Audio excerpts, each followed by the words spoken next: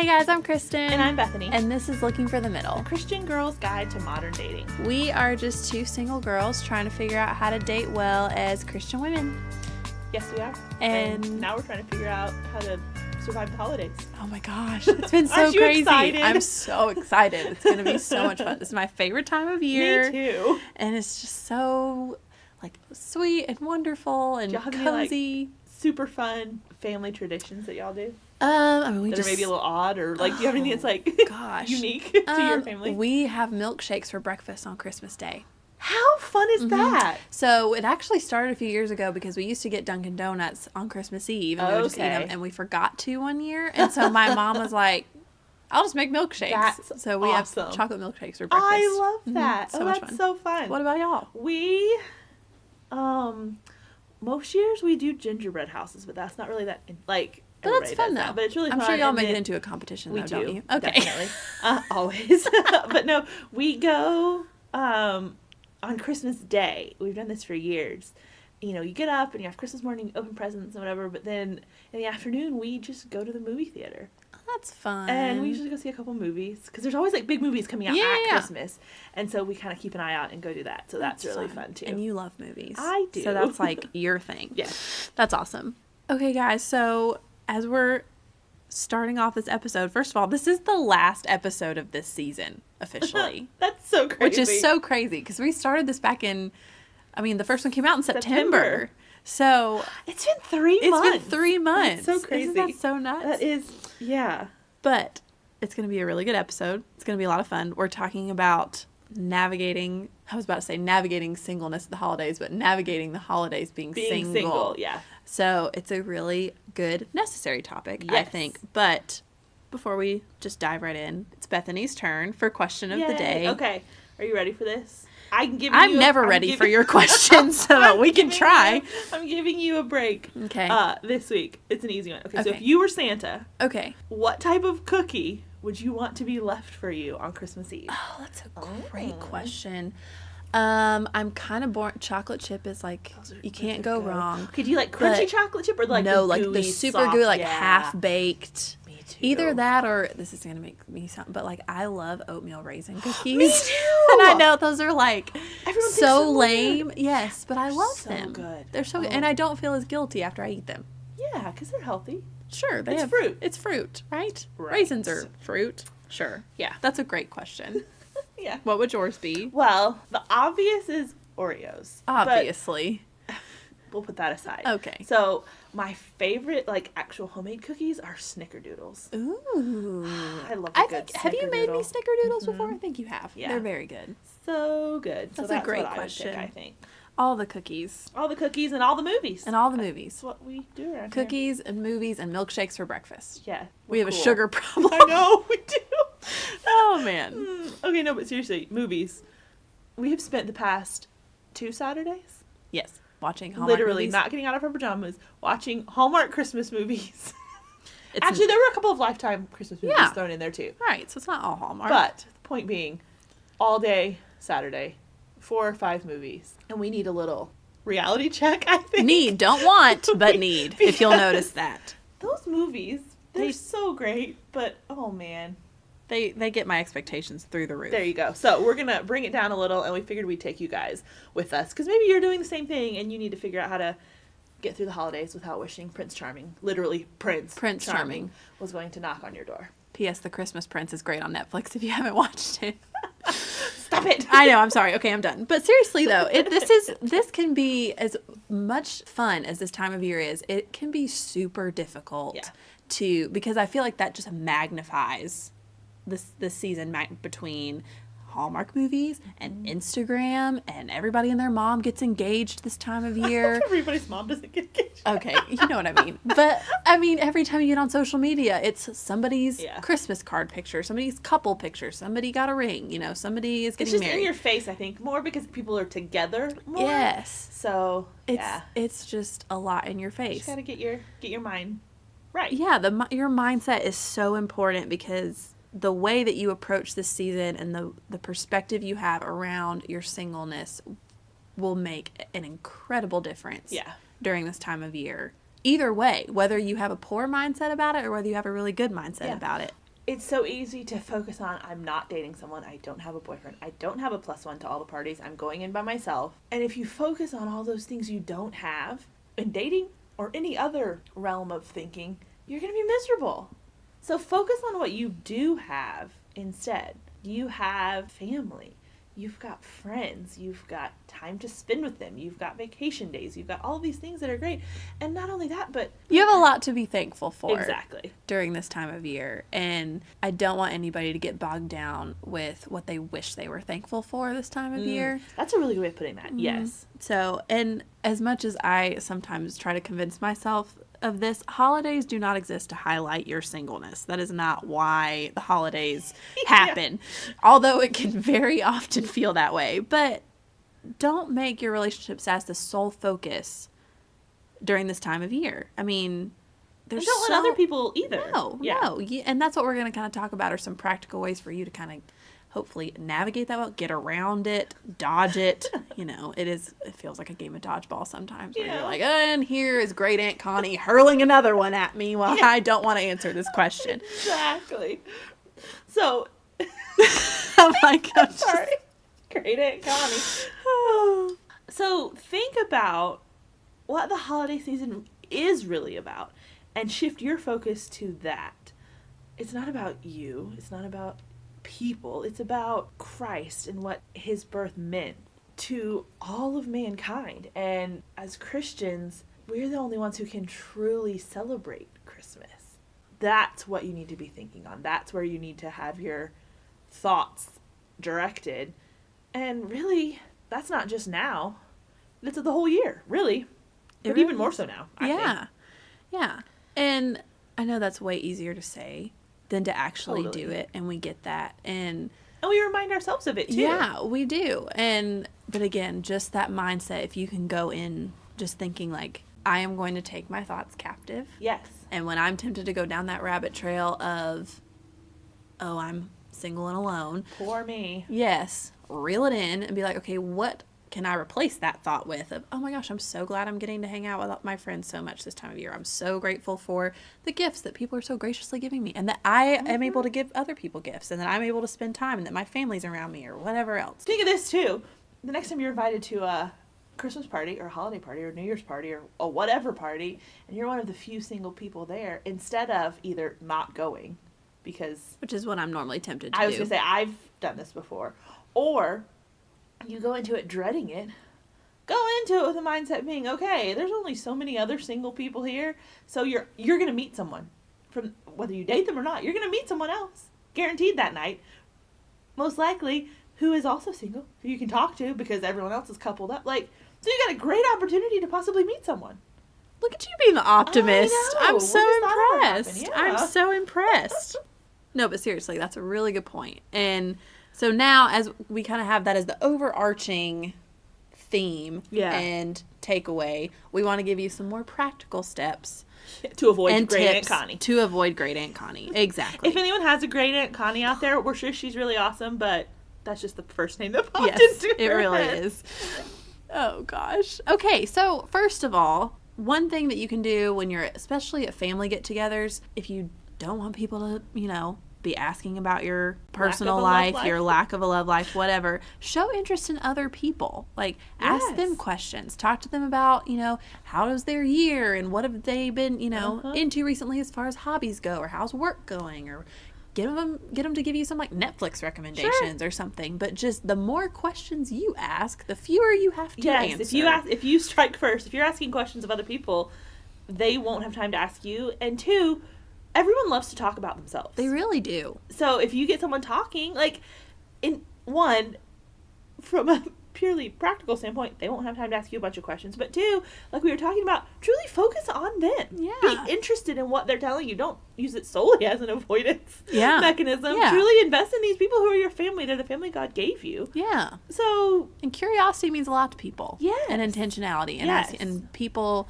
want to be known. I think we all have this desire to be known. And if you can kind of contribute to that, then I think that's a really cool thing to be able to do. Well, and I think there's, my family, when we get together for the holidays, it's closer family that I see regularly throughout the year. So I don't get asked these questions as much by family because the ones that are there I see a lot. So this probably would come into play more if you've got lots of out-of-town family or people you'd only see at the holidays, so this is their only time to catch up. I run into it more at, like, social functions, parties, whatever. Are you seeing anyone? Yes. You know, is your boyfriend here? Whatever, that kind of thing. So it just depends, I think. It works across the board, for sure. And if people do ask you about your relationship status, when they do, you can answer them, but then you can kind of move on. You don't have to dwell and have a 30-minute conversation about your last failed relationship and why, this season is so tough on you. That'll just make you feel worse, too. Just say, no, I'm not seeing anyone. Yeah. And move on. Yeah. Yeah.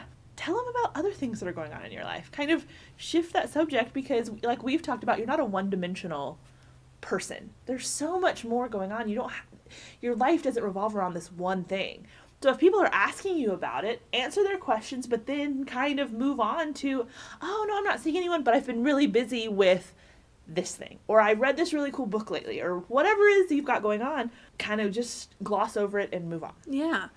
And also, if you can, this is the planner in me, but if you can kind of think about your answers ahead of time, it's very helpful. That really helps because you're going in prepared and you're not kind of stuttering or you're not saying too much, and you can just exactly what you just said, like, no, I'm not really seeing anybody right now, but I just started this new job, so I'm meeting a lot of really great people, so that's been super fun, and you can just kind of move on from there. And 2, if you're funny, which I like to think I'm funny, but not naturally in that sense, but use it to your advantage, like joke around about it. Or there was this, don't say this, but I've heard this joke because, people always say like, oh, I'm a single person in a wedding, and everybody comes up to me and it's like, oh, you're next. It's like, what would happen if I showed up to a funeral and went up to all the old people and was like, oh, look, you're next. Like, nobody wants to hear that. Exactly. Well, one thing that I think is funny, and this obviously depends on, 1, your delivery of it, and 2, how well you know the person you're talking to. Yeah. But the next person that comes up and asks you about being single or why you're not seeing anyone or whatever, answer their question, but then turn it around and ask them, well, how's being married? Yeah. Ask them the same thing about their marital status, because I think it's funny and lighthearted, but it also kind of highlights, hey, this is a really awkward thing to be asking me constantly, especially... Yeah. If they're just coming up to you at a party and you're like, okay, why are we talking about this? Do you want to know the other things about my life? I know. Or do you want me just asking you about your marriage? Exactly. So I think that's really great. I think another thing that you can kind of focus on doing during this season is to spend time with people you really love and care about. And I know that's so cliche, like, oh, spend time with your loved ones. But you have a lot of free time. You are the only one that you're accountable to in regards to how you spend your time. So be super intentional about that and go hang out with your friends or go, spend time with your family. Go out of town, whatever, that looks like for you. But because it won't always look like this. This is not how your holidays will always look once you move out of this season. So I think enjoy it like it is now, because it won't always be that way, and the traditions you have and the way you do things will change. And so if you really like that, savor it now, because like we talked about before, you may move halfway across the country once you get married, and it's not going to be the same. And so you just need to, again, like we were saying, be thankful for what you have, not be wishing for what you don't have. And I think this is one of those things we may forget. I know a few episodes back I talked about how we tend to focus on the pros of seasons to come and the cons of our current season. And I think that maybe a con for this season is, oh yeah, I don't have anybody, like I don't have my person to spend the holidays with or to come with me to all my holiday stuff. But one of the pros of the season we're in right now is that I get to decide where I go, when I go, how long I'm there, who I see, and it's all up to me.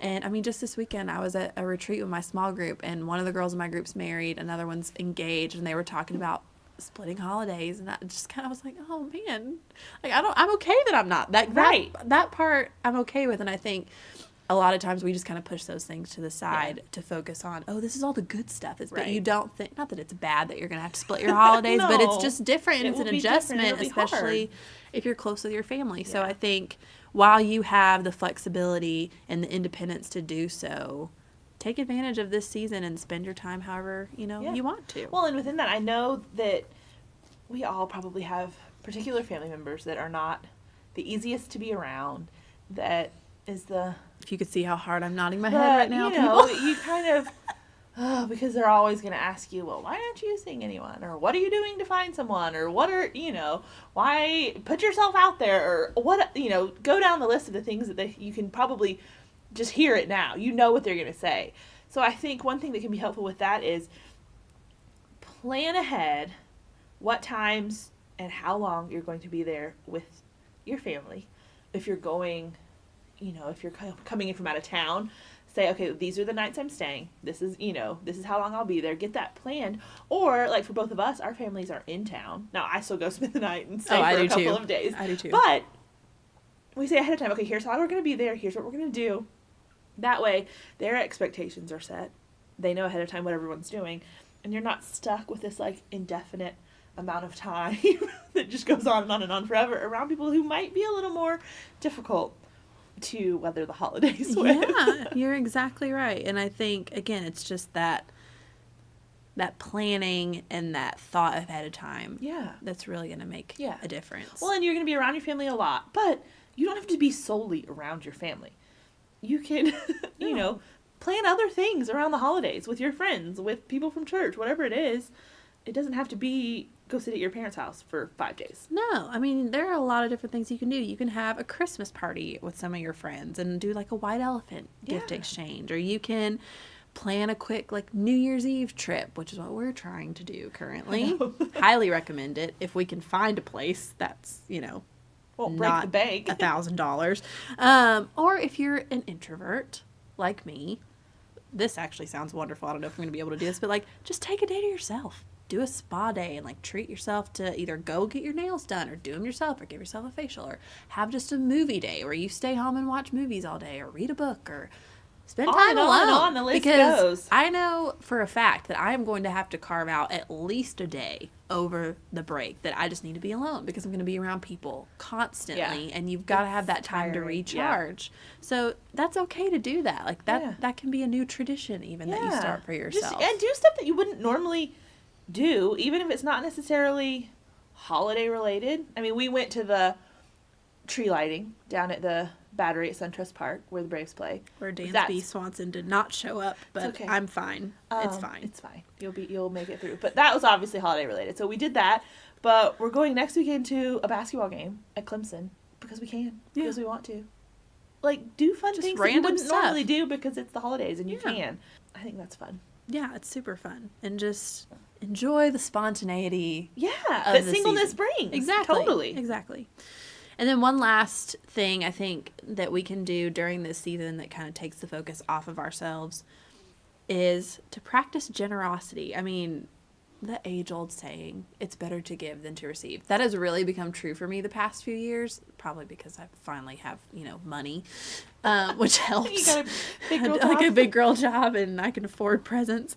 But I have loved, over the past few years, putting a lot of thought and intention behind the gifts that I give people. Because it's like, I want people to see that, oh, I know them well enough to know, like, I saw this or I thought of this idea and I thought you'd love it. Mm-hmm. And then, it's so much fun to get to do that for people. Yeah. And again, it takes this focus off of you and like, how can I brighten other people's holiday season? Great. Well, and just because you don't have a quote unquote person around the holidays, find other people in your life that you may not think about.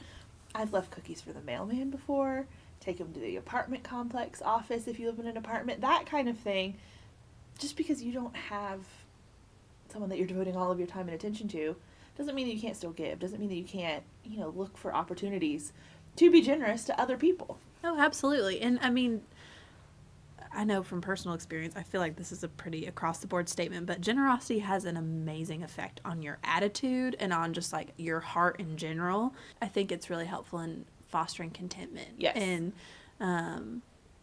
just allowing you to be grateful and for you to use what you've been given to give to other people. Yeah. And, I mean, that's a huge part of this season. Oh, like, it's so easy to get selfish during the season, but it's also, there are so many opportunities to be generous to other people, so why not take it? Well, and we've talked about these, be generous, be content, be selfless. Those are all things that are commanded of us as Christians, year round regardless, not just in this holiday season. And so I think when you're obedient to do those things, God will honor that. He will honor your obedience to his word. Absolutely. And so that's what you're striving for, I think. Not just to survive the holiday season. It's because you're ultimately being obedient to the word of God. Yeah, and that fruit is gonna, you're gonna bear as a follower of Christ. Like, those are all things that, if we're truly, we're abiding in him, those are gonna overflow. Yes. And it's when we're abiding in our flesh and our mentality of, let me throw myself a pity party, or let me focus on what I don't have, or let me, just sit here and pout. Yes, that's when all of these negative emotions and feelings can start to bubble up. So it's really, really important, just like you said at the beginning, think about the true meaning of this season, right? Which I know is so easy to forget with all that Christmas has become in this country, but it's worth it. It's absolutely worth it. And your holidays, I can guarantee you, will be so much better. Oh, they will. And you will enjoy them so much more. Sure. And one encouragement I would give, too, is, look, I know this can be, like, an exhausting time. Because, especially when you're single, if you've got siblings who have kids or there's younger kids, you're the one that's bouncing from house to house, from family to family event, because it's just you. But one thing I would encourage you with is try, like we've talked about all these things that can help you get through, and when people ask you things you don't want to hear or whatever, but from your standpoint, make sure you're not too sensitive too. People are going to ask about your marital status, and they're going to ask you if you're dating someone, and they're not doing it solely to be nosy most of the time. Some people will, but they care about you and they want to know what's going on, and that's a natural thing for people to ask. Do they have to ask you all the time? No. But it's a natural thing for people to ask. You ask about, your married friends, you ask them, oh, how's your husband? How's your kids? Like, those are things you ask, and that's okay. So don't be too sensitive to it. Know that it's going to happen and be okay. Now, you can have a strategy going in so that you don't get stuck on this broken record of that's all you talk about. But I just would encourage you, don't be too sensitive. But I know it can be exhausting. You're jumping from one thing to the next. Family, friends, parties, church. It's tough because you always feel like you have to be on, because you certainly don't want people feeling sorry for you. Oh gosh, no. That's the single girl at Christmas. So you feel like sometimes you overcompensate. And, everything's fine and super happy, jolly, whatever. And I know sometimes, like, your singleness can even feel like a little bit of a heavier burden than the rest of the year because of that. But something we were actually talking about in a staff meeting at work. And I just love this. My pastor said, remember, the Lord gives us burdens so that we can cast them at the feet of Jesus and learn even more our utter dependence on him. So like you said, these holidays are not to highlight your singleness. It's so that you can learn to be dependent. If that's a heavy burden you're carrying, and just like it says in Matthew 11, it says, come to me all who labor and are heavy laden, and I will give you rest. But it says, take my yoke upon you and learn from me, for I am gentle and lowly in heart, and you will find rest for your souls. For my yoke is easy and my burden is light. But we're called to that, and we're commanded to do that because Jesus will give us rest. But there's a paradox there in that we lighten our load by taking on the yoke of Christ and working alongside him. And that's where true joy is found, submitting ourselves to him as his servant and doing the work that he would have us do. That's where joy, that's where rest is found. Not in avoiding hard things, not in, not going anywhere at Christmas time because you don't want to answer tough questions. It's casting that at the feet of Jesus, saying, I am dependent on you. I can't do this without you. And then working his work. Yeah. And that is where rest comes in. That's where that burden is lightened. Yeah. And one other thing I'll add to that too is, I heard this taught not too long ago, a yoke is for two beings. Like, you are not designed to take on any burden on your own. And if you're trying to push a yoke by yourself, you will fail or go in circles. I'm not quite sure which one. But it doesn't work. No, it doesn't work that way, and it wasn't designed that way. And I think that was, that analogy was so intentional that Jesus was using because it was meant to be with him. Mm-hmm. We're never supposed to try to do this on our own. And how comforting that is, and Yeah. how reassuring that is, and what pressure is taken off of us. That burden is Yes, lessened. Yeah. when we realize that, like, hey, he's with us through all of this, and he is not going to leave us. He's not going to forsake us, and he's going to walk through this life with us, whether we are married, whether we are Yes. single. And I think our challenge now is to just rest in that Yes. and move forward. Very true. Yeah. So, okay, guys. Well, thanks so much for joining us. I do have one quick little add-on that's not really related, but it kind of is. The title for today's episode is, as you've seen, If Singleness is a Gift, I'd Like to Return It. We thought it was funny. That's actually from a Trey Kennedy video that Bethany and I it's called, oh gosh, what's it called? Girls During Christmas Season Be Like ... It is so funny. I will link it in the blog. Yes, We'll share it you on have to social go media. You watch have to it. go watch it because it's so funny. But I was texting my roommate about it, and we were just sharing our favorite lines, and that was one of my favorite lines he said. And she said, Kristen, that's a great podcast episode title. So Lauren, if you're listening, thank you for the recommendation. But y'all seriously need to go watch that video. It is so funny Yes. for this season. But that's all we have for today. And for the season. I I can't believe it. It's so bittersweet. I know. But we're not going too far. I mean, obviously, you'll hear from us in between. Obviously. As always, feel free to leave us a rating and review on iTunes. Yeah, or share it on social media. Yes. We'd love for, if you like what you're hearing, tell your friends about it. Yeah. That would be awesome. Yeah, that'd be so great. And we do plan to have some Couchcast episodes Yes. between now and the beginning of season 2. So, We still have some, topic openings, too. Yeah. So if you have a question that you're like, I really want to know the answer to this, but it's probably not enough for a whole episode, or it's something specific, or even if it's a specific situation you're in, obviously we wouldn't use your name, but if you want, you're okay with us talking about it and you want to know what we think, email us. We would love to throw some of those in there too. yeah, definitely. So reach out to us about that. And then we will be kicking off season 2 on February 13th. Just in time for Valentine's Just in time Day. for Valentine's Day, which was totally intentional, as I'm sure you guessed. But we've got some really exciting Yes. things in tune for season 2. We've I can't already wait. been planning about it. Yeah, we actually are going to start doing some interviews in the Yeah. next couple of weeks. Yes. So we've got a lot. I think it'll be a longer season. We've got a lot more topics coming at you. Mm-hmm. We're going to talk about online dating. Yes, Bethany may or may not be doing some first-hand research Yes. on that for us. We're still trying Maybe to doing. work out some of that, but there's a lot to come. Yeah. And we're, as always, so Super excited excited. about it. So we will be seeing y'all though in the weeks to come in Couchcast before season 2. So until then, Merry Christmas, and I'm Kristen. And I'm Bethany. And this is Looking for the Middle.